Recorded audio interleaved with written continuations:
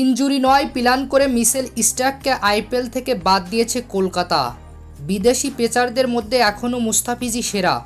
24 কোটির স্টার্ক যেখানে টিকতে পারল না, সেখানে মাত্র 2 কোটির মুস্তাফিজ এখনও সেরাদের সেরা। এবার স্টার্ককে বাদ দেওয়া এবং মুস্তাফিজকে নিয়ে মুখ খুলেছে ভারতের সাবেক ক্রিকেটার ইরফান পাঠান।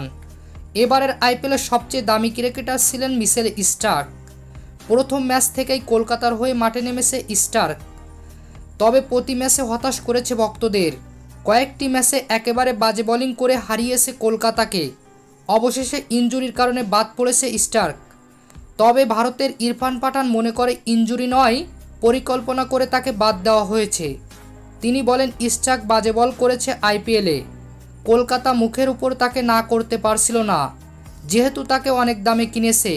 সে কারণে কলকাতা ম্যানেজমেন্টও একটু চাপে ছিল, আর সে কারণেই তাকে বাদ দিয়েছে। ইনজুরি তো একটা বাহানা মাত্র। সে হিসেবে মুস্তাফিজ অনেক ভালো করেছে। একটি দুটি ম্যাচ হয়তো ভালো করেনি, তবে বাকি সবগুলোতে তার ভূমিকা রয়েছে।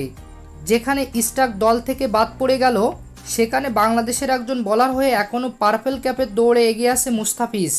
তাকে যথাযথ ব্যবহার করতে পারলে বাকি ম্যাচগুলোতেও সে দারুণ করবে। তাকে নিয়ে আর কোনো পরীক্ষা নিরীক্ষা না করলে সে ভালো করবে।